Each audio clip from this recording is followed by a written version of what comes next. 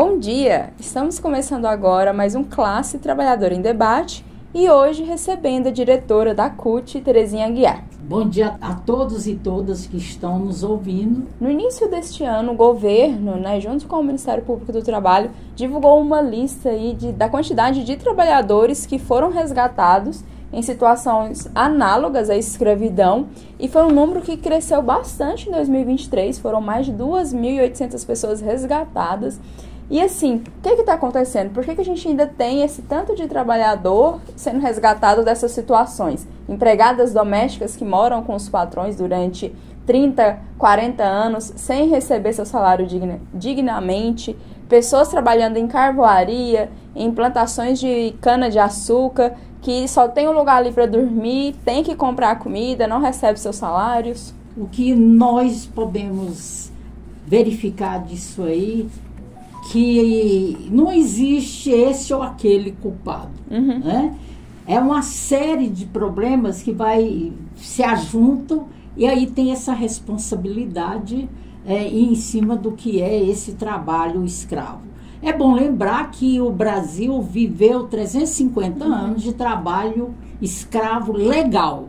O Estado, naquela época era colônia, e agora se estendeu esse mesmo regime de escravidão também, o que nós estamos chamando de escravidão moderna ou contemporânea, né? E aí você tem essas pessoas que vivem nessas condições. É a empregada doméstica que está ali vivendo de favor, né?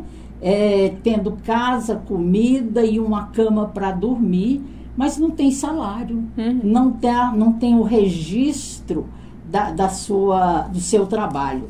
Isso se estende também para as carvoarias, para as mineradoras que temos história. O trabalho escravo hoje, ele ainda é resquício do trabalho legal que nós vivemos 350 anos na colônia. Então, o que Gessé, inclusive, escreve isso, né?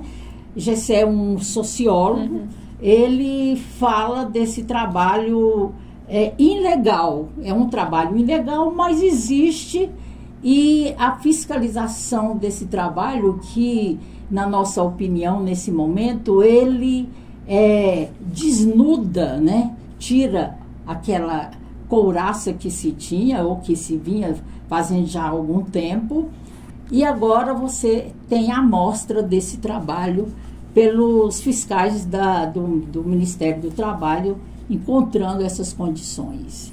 Mas é muito que existe, talvez isso seja uma pequena amostra, que nós ainda temos muito mais. São traços ainda que a gente não conseguiu perder. É um trabalho muito longo, e até quando se a gente pensa, perpassa muito pelos hábitos das pessoas, pela cultura das pessoas, porque a gente percebe, nós que temos, assim, às vezes, parentes, famílias que ainda moram no interior, na roça, tem muito ainda disso de mandar a filha, mulher, para morar na cidade com uma tia, com uma parente, e essa menina, né, muitas vezes ali de 12, 14 anos, vai para a cidade para estudar, só que em casa ela acaba fazendo serviços domésticos. Eu já tive isso na minha família, a gente ainda conversa com algumas pessoas, ainda ouve isso, né? Principalmente no interior aqui de Goiás, interior do norte, do nordeste. Então, assim, é um hábito que as pessoas acabam contribuindo para isso, porque é um trabalho escravo, né? Sim, e é bom lembrar que o traço, quando a gente fala em traço do trabalho escravo, nós estamos falando da cultura, né? E aí você vê que a senzala são esses ambientes que esses trabalhadores são encontrados. Você vê uma senhora que trabalha na casa de um poderoso, vamos chamar isso, por aí. Você verifica que ela tem um ambientezinho bem simplório ali, no fundo ali daquela casa. Ela talvez tem até uma televisão no quarto, às vezes, mas ela está ali naquele ambiente. E a família desfrutando o bem bom da casa como um todo. Isso. Que aí é a chamada, a grande casa, o centro daquela casa tem um outro quadro, né? Uma outra um outro ambiente diferente daquele que ela está morando ou que ela está dormindo. E a gente percebe, igual tô lembrando do caso que teve em Minas Gerais, que foi no ano passado mesmo, né? De uma trabalhadora doméstica que foi encontrada na casa lá dos patrões, morava há 40 anos, foi para lá desde criança trabalhar com eles e nunca recebeu um salário na vida, nunca. A maioria das vezes são pessoas que têm condições de pagar e não pagam porque para economizar ou por conta dessa cultura mesmo, né? De não, essa pessoa cultura, tem que fazer isso. Isso é preciso combater isso. Né? A proposta da CUT, ela é muito clara, né? E nesse sentido, o combate a isso, primeiro, passa por ter políticas públicas adequadas para isso. Você vai me perguntar, tem políticas públicas? Eu até diria que tem, mas são insuficientes, são ineficientes e não avançam, né? Você depende do perfil do governo, da pessoa que está na estrutura do poder, que aí é os governos estaduais, o governo federal, os municípios, a forma como ele vê isso, né? E essas políticas públicas, ela tem que ser políticas públicas de Estado, o que nós chamamos que é aquela que não muda ao sabor de quem está na direção do país naquele momento. Tem que ser algo permanente, né? Algo que continue. Permanente, eficaz, eficiente e que, de um lado, combate o trabalho escravo, de outro, tem essa política que vem exigir isso. Tá, e hoje na CUT existe algum canal de denúncia onde as pessoas podem estar entrando em contato, denunciando? Como que é isso? Na CUT não existe, e você está falando de uma denúncia, eu acho que seria até oportuno e é importante que você chame atenção para isso. Eu fui chamada a atenção agora, eu sou da direção da CUT. A Central Única dos Trabalhadores, ela tem feito esse trabalho longo e tem feito denúncias, e aí as denúncias elas vão do sindicato para a Central Única, né, o Sindicato dos Trabalhadores. Você pega as condições de trabalho. Quando eu estou falando em trabalho escravo, nós estamos falando na era moderna, que são das condições de trabalho. Você vê aí um pronto-socorro, como que o ambiente num pronto-socorro. Você não tem noção, você não conhece. Mas experimenta conhecer e mostrar para a população como é um pronto-socorro. É muita loucura ali dentro. Você está trabalhando com a vida, você está ali para defender a vida, você está ali para garantir a vida das pessoas, para garantir que ele foi lá buscar um atendimento e que ele seja adequadamente atendida naquilo que ele foi buscar. No entanto, as condições de trabalho hoje, elas são muito precárias. Então, muita coisa tem que mudar, muita coisa tem que melhorar, e a população, ela pede isso, né? Quando a população vai aí no posto do INSS.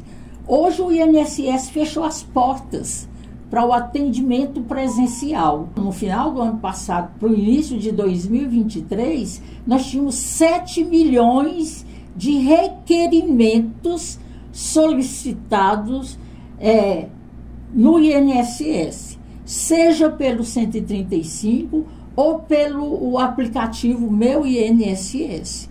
Então, as condições de trabalho também mostram as condições análogo ao trabalho escravo, né? E eu já tenho dito isso, inclusive tenho falado isso na direção-geral do INSS, e eu tenho sido, às vezes, que eu estou exagerando. Falei, não estou não. Quem está com o pé no local de trabalho é que sabe disso. Quem está aqui na direção-geral está no tapete, acomodado num ar-condicionado. As diferenças são essas. São grandes, né? E a gente, foi até bom a senhora colocar isso, porque a gente fala muito, tá falando aqui sobre o trabalho análogo à escravidão, Mas a gente teve lá em 2017, com a reforma trabalhista, teve muitas mudanças em diversas áreas. E hoje a gente fala muito da pejotização, uberização, que são pessoas que perderam totalmente as condições de trabalho. Não tem aquele trabalho ali análogo à escravidão, porque recebe um salário, mas trabalha em situações precárias, né? Sem equipamento, sem segurança, um Uber, né, da vida, que é ele que mantém o seu próprio carro. Se o carro estraga, ele manda arrumar, tal. Então, a gente vê muitos casos, assim, de entregadores, né, saindo na chuva, em condições desumanas, para fazer uma entrega e ali no final ganhar R$5, R$10. Então, a gente está falando do trabalho análogo à escravidão, mas a gente tem situações precárias em várias áreas do trabalho. E aí que entra, né, os movimentos sindicais, a CUT, para estar lutando pelos nossos direitos. E é muito importante que a população tenha essa consciência, né? Eu acho que assim, é muito importante, não é só, no caso, os trabalhadores que têm hoje carteira assinada, que tem um sindicato, que esse sindicato enxerga isso e luta para isso. Eu sei que o sindicato aqui dos Correios tem enfrentado isso com muita veemência do ponto de vista de discutir as condições de trabalho, para que a gente não caia nessa uberização, essa palavra grande, e que às vezes a gente não sabe exatamente como que é, mas é necessário, inclusive, regulamentar esse trabalho por aplicativo. O CUT vem trabalhando para isso e fazendo proposta para o governo que isso precisa mudar. Então, as condições de trabalho num posto do INSS, o INSS tem que abrir as portas. As condições de trabalho num pronto-socorro tem que melhorar. E as estradas, você vê, olha, vamos ver a condição de trabalho de uma pessoa que transporta carga. As condições de trabalho dele está na estrada. Em péssimas estradas, né? Recentemente, acho que foi até no Fantástico, teve uma matéria sobre as estradas no Brasil, e tem rodovias no norte do país que não existem rodovias, né? É na terra. Existe um traçado, né? O traçado só, porque são buracos, lamas, e aí pensa nesses caminhoneiros, né? Nessas pessoas que passam ali uma vez por semana, 2 vezes por semana, arriscando sua própria vida. Mas voltando a essa questão do trabalho escravo, é importante, é fundamental que quem sabe onde está, denuncia, sabe? Denunciar é a chave de eliminar esse tipo de coisa. Cristo não aceita isso. Quando ele passou pela terra, há 2023 anos, ele foi muito forte, essa fala dele. Não se trata também só de ser cristão para fazer esse tipo de coisa. É a questão humanitária. Humana, sim. Se colocar no lugar do outro também. No lugar do outro, né? Então fica aí o recado, né? Se você conhece alguém que passa por essa situação, denuncie no Ministério Público do Trabalho, entre em contato com o sindicato, com a CUT, que essas instituições vão estar indo neste local, trabalhando da melhor forma possível para que isso seja interrompido, né? Que não aconteça mais. Quero agradecer a participação aqui da Tereza Aguiar. Quero agradecer por essa oportunidade de estarmos falando aqui sobre esse grande mal, que isso é um mal muito grande. É desumano você escravizar o outro. Quando você vê a pessoa não tem um ambiente para dormir. O que ocorre, não sei, e aí fechando a minha fala, quando o pessoal que trabalha nas construção civil, por exemplo. Você sabia que as pessoas, até então, há bem pouco tempo atrás, o trabalhador da construção civil, ele pegava a água para tomar naquele tanque, pegava o copo que estava aqui no chão, pega a água e toma a água que está caindo cimento, a água que está caindo, todas as impurezas da construção e tomando. Então, hoje, finalmente alguma coisa mudou na construção civil.